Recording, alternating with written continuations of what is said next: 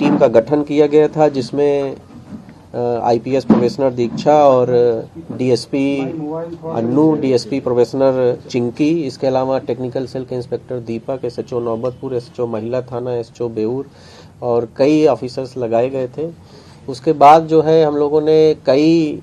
वैज्ञानिक तरीके से और जो हमारा ट्रेडिशनल तरीका है इन्वेस्टिगेशन का, लोकल लेवल पर जाके मल्टीपल टीम्स बना के हम लोगों ने वहाँ की स्थानीय जो छोटी बच्चियाँ थीं, जो महिलाएं थीं, उन लोगों से बात की और उसके बाद जो है जो इन्फॉर्मेशन मिली थी उसके आधार पर, संदेह के आधार पर हम लोगों ने 2-3 लोगों को जो है पूछताछ के लिए ले आए थे। पूछताछ के क्रम में जो है इस पूरे मामले का उद्भेदन हुआ है और अभी तक जो बात आई है वो ये है कि एक व्यक्ति हैं, उसी जो आलमपुर गांव है उसके बगल में लगे हुए गांव है, वहाँ देवानंद राय उर्फ भोकलू, उनके द्वारा ये घटना कारित की गई है। अनुसंधान के क्रम में हम लोग जो घायल बच्ची है उससे भी जब लगातार एम्स में हमारी जो आईपीएस प्रोफेसर हैं दीक्षा और डीएसपी जो इस केस की चीफ आईओ हैं अन्नू, ये पूछताछ कर रही थी, तो बच्ची भी बार बार एक ही व्यक्ति की बात बता रही थी। हालांकि उसने 2 महिलाओं की बात की, लेकिन हम लोग को शुरू से ये संदेह लग रहा था कि महिलाओं की इसमें भूमिका नहीं होगी। तो बाद में अनुसंधान में यही बात आया कि इस एक व्यक्ति द्वारा ही ये घटना कारित की गई है। घटना का जो विवरण है वो ये है कि दोनों बच्चियां जो हैं वो जो गोबर से बना जो है उपला होता है, गोईठा जिसको लोकल लैंग्वेज में बोलते हैं, उसको लेने के लिए घर से निकली थी और ये व्यक्ति जो अभियुक्त हैं जिनको गिरफ्तार किया गया है, इनके घर के पास गई थी, इनसे पूछा तो इन्होंने दोनों बच्चियों को ये बताया कि घर में गोईठा नहीं है, खेत में है आगे। ऐसे इस तरह से बहला फुसला के उसको लेकर गए। पहले जो है गांव के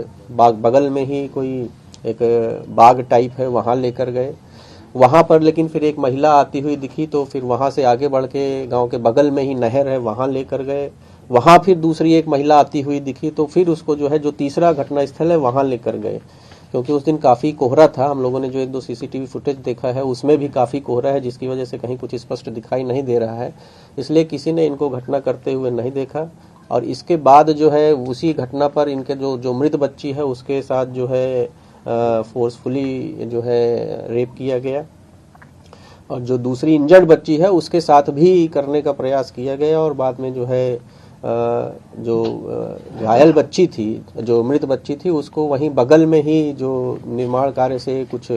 सीमेंट के टूटे हुए ब्लॉक्स थे उससे उसके सर में, दोनों बच्चियों के सर में मारा गया, जिसमें से एक बच्ची की मृत्यु हो गई और दूसरी बच्ची को भी मृत जानकर ही इनके द्वारा वहां छोड़ा गया था। उसके बाद गिरफ्तारी के बाद जो है हम लोगों ने अभियुक्त की निशानदेही पर जिस पत्थर से बच्ची को मारा गया था उस पत्थर को भी बरामद कर लिया है कल रात में और उस पत्थर पे भी काफ़ी खून लगा हुआ पाया गया, तो हम लोग जब्त करके फर्दर एफएसएल जांच के लिए बेच रहे हैं। इसमें पूछताछ के क्रम में ये भी बात आई, जब हम लोग कल इनसे पूछताछ कर रहे थे तो इन्होंने पुलिस को जो है बहकाने की भी कोशिश की, 2 व्यक्तियों का नाम बताया, लेकिन आगे अनुसंधान के क्रम में उसमें एक और महत्वपूर्ण बात प्रकाश में आई कि जिस व्यक्ति का ये नाम बता रहे थे, जो बता रहे थे कि इनके साथ घटना में शामिल है, उसकी बच्ची को भी इन्होंने जो है 3-4 महीने पहले गोद में उठा के ले जाते हुए देखा था, लेकिन उसकी मां ने देख लिया था और उसके बाद शोरगुल करके उसको बचाया था और उस संबंध में भी गांव वालों ने इनके साथ कुछ हल्की फुल्की मारपीट और गाली गलौज किया था, लेकिन इस घटना की सूचना पुलिस को नहीं दी गई थी। उसी के परिवार से जुड़ा एक और व्यक्ति का नाम इनके द्वारा बताया गया था, लेकिन बाद में अनुसंधान के क्रम में ये पता चला कि उस व्यक्ति की मां को एक घटना हुई थी फुलवारी शरीफ में 19 अप्रैल को, जिसमें फुलवारी शरीफ में केस नंबर 590-23 अंकित है, जिसमें एक 72 साल की महिला को वो अपने घर के दलान में सोई हुई थी, वहां से घर से खींच के जो है उसको ले जाया गया था और उसके बाद उसका शव जो है मिला था। उसमें भी उसके सर पे पत्थर से मार के या किसी मजबूत चीज से मार के उसकी हत्या कर दी गई थी। पूछताछ के क्रम में अभियुक्त ने उस घटना में भी अपनी संलिप्तता अकेले ही करने के बाद उस घटना में भी हम लोग को काफ़ी आश्चर्य होता है, क्योंकि 3 अलग अलग जगह ब्लड पाए गए थे, तो हम लोग उससे पूरी घटना को समझ नहीं पा रहे थे कैसे 3 अलग अलग जगह ब्लड पाए। लेकिन अभियुक्त ने पूछताछ में जब पूरी बात बताई तो उस महिला को ये जो है पहले उसको जो है एक प्लास्टिक के पाइप से मारा, जब वो अर्धचेतन अवस्था में हो गई तो उसको बगल के बाग में ले जाके उसके साथ भी इनके द्वारा रेप किया गया था। लेकिन हालांकि पोस्टमार्टम रिपोर्ट में इस बात की कोई उल्लेख नहीं है, इसकी पुष्टि नहीं हो पाई है, लेकिन पूछताछ के क्रम में इन्होंने इस चीज़ को एक्सेप्ट किया और फिर पुनः जो है उसको ला के वापस अपनी जगह रखने का प्रयास किया गया था खींच के, इसीलिए वो 3 जगह ब्लड मिला था। और जो हम लोग पोस्टमार्टम रिपोर्ट देख रहे हैं तो उस पोस्टमार्टम रिपोर्ट में भी महिला के जो पिछला शरीर का हिस्सा है उसमें काफ़ी जगह इस तरह के इंजरीज पाए गए हैं, जो इस बात की पुष्टि करते हैं कि उसको काफ़ी जो है ज़मीन से पीठ के बल खींचा गया था। तो उस घटना में भी इन्होंने अपनी संलिप्तता स्वीकार की है। उस घटना को भी हम लोग अब फिर से जो है उसमें इन्वेस्टिगेशन जो हमारा रुका हुआ था उसको फिर से आगे बढ़ा रहे हैं। इस प्रकार जो पटना पुलिस ने इस घटना का पूरी तरह से उद्भेदन कर लिया। जो पीड़ित बच्ची है उसका भी स्टेटमेंट हम लोगों ने लिया, पूरी तरह से स्वस्थ हो जाएगी तो फिर विस्तृत स्टेटमेंट लेकर 164 का स्टेटमेंट कराया जाएगा। और आगे जो अनुसंधान है, जो सबसे महत्वपूर्ण बात है इस केस में कि पूरा इस केस का जो इन्वेस्टिगेशन हुआ है वो इसमें जो एविडेंस हम लोग कलेक्ट किए अभी तक घटना स्थल से और एम्स से जो हमको डॉक्टर्स ने दिया है, तो हम लोग इस बात के लिए पूरी तरह से आश्वस्त हैं कि साइंटिफिक एविडेंस के बल पर हम लोग शीघ्र ही इस घटना में जो दोषी हैं उसको सजा दिला पाएंगे। सर, एक्यूज का बैकग्राउंड क्या है? क्या क्रिमिनल बैकग्राउंड? एक्यूज का क्रिमिनल बैकग्राउंड है सच नहीं है, लेकिन अभी पूछताछ के क्रम में इसी ने हमको बताया कि जो 3-4 वर्ष पूर्व बैल चोरी के मामले में ये एक बार जेल जा चुके हैं हम, लेकिन हम लोग उसको फर्दर जो है अपने रिकॉर्ड से वेरीफाई कर रहे हैं। क्या दोनों बच्चियों के दूसरी बच्ची के साथ भी रेप का हुआ है? जो डॉक्टर ने जो हम लोग को दिया है इंजरी रिपोर्ट दी है उसमें जो उन्होंने कहा है कि संभावना से इनकार नहीं किया जा सकता। इसके अलावा उन्होंने कई तरह के हम लोग को सीजर दिए हैं जिसको फर्दर हम लोग एफएसएल जांच के लिए भेज रहे हैं और उसके बाद एफएसएल जांच से जो चीज़ें आएंगी उससे हम लोग कोरोबोरेट करें। इसमें एक चीज़ और महत्वपूर्ण बात इन्होंने बताई, जो मृत बच्ची है उसके साथ इन्होंने 2-3 बार पहले भी प्रयास किया था और उसको 2-3 बार पहले प्रयास करने के क्रम में जो है लेकिन देख लिए जाने के कारण, क्योंकि काफ़ी घनी आबादी वाला क्षेत्र है, तो उसको कभी 10 रुपये 20 रुपये छोड़ दिया था। तो बच्ची जो मृत बच्ची है उसको ये ले जाने का प्रयास किए थे लेकिन अपने प्रयास में सफल नहीं हो पाए थे, क्योंकि घनी आबादी का क्षेत्र होने, जैसा इन्होंने स्वयं ही बताया कि कई बार आते जाते लोग मिल जाते थे। ये घटना भी जब हुई तो उस दिन भी 2 अलग अलग जगहों पर ले जाने के कारण, 2 महिलाओं के आ जाने के कारण ये घटना नहीं कर पाए। तो यही लिए इस चीज़ को जब हम लोगों ने बच्ची का जो स्टेटमेंट है उससे कोरोबोरेट किया तो वो भी लगातार यही कह रही कि एक आदमी और 2 महिला है। तो हम लोग ये इन्फरेंस ड्रा कर रहे हैं कि वो दोनों महिला वही है। हालांकि अभी तक कोई महिला सामने आई नहीं है, लेकिन हम लोग जो है हमने अपने जो एएसपी फुलवारी हैं और एसएचओ फुलवारी जो एसआईटी के सदस्य हैं, हमने इनसे कहा है कि जाएंगे गांव में और ये अनुरोध करेंगे जो 2 महिलाएं हैं वो सामने आए अगर उन्होंने देखा है। और आपके माध्यम से भी हम लोग अनुरोध कर रहे हैं कि अगर वो दोनों महिलाओं ने इस व्यक्ति को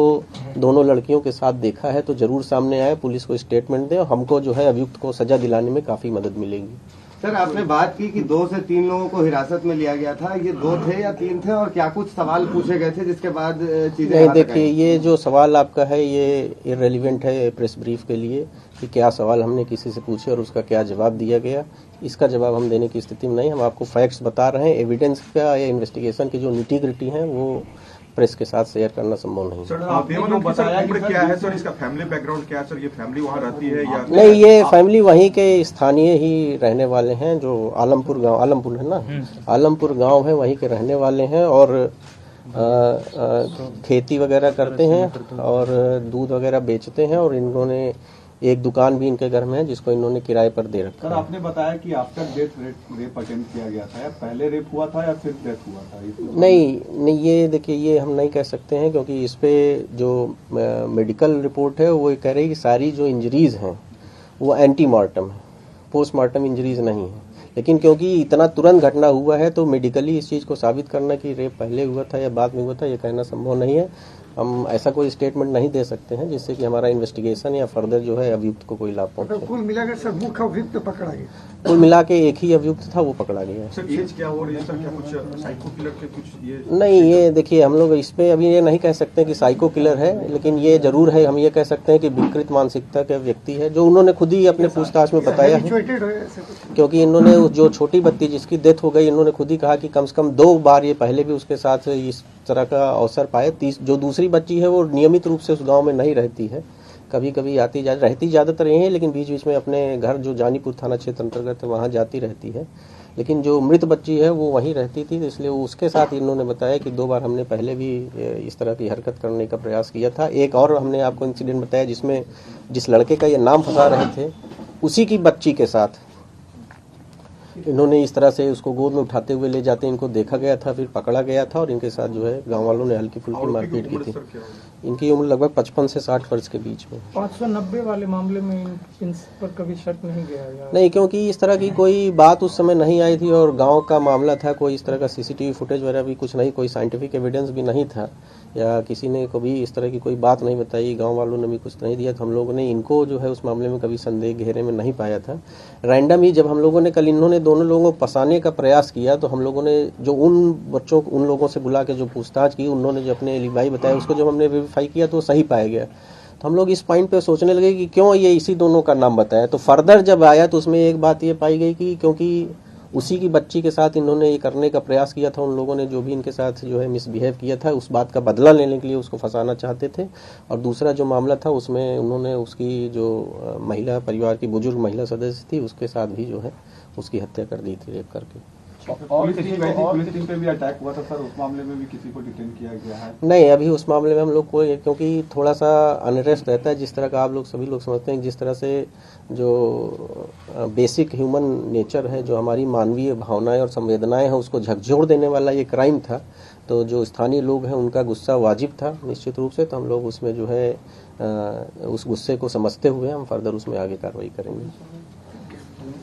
सर, बुद्धा कॉलोनी थाने में एक मामला सामने आया है जिसमें एक पुलिस वाली महिला के साथ लव जिहाद की बात आ रही है। देखिए, लव जिहाद जैसा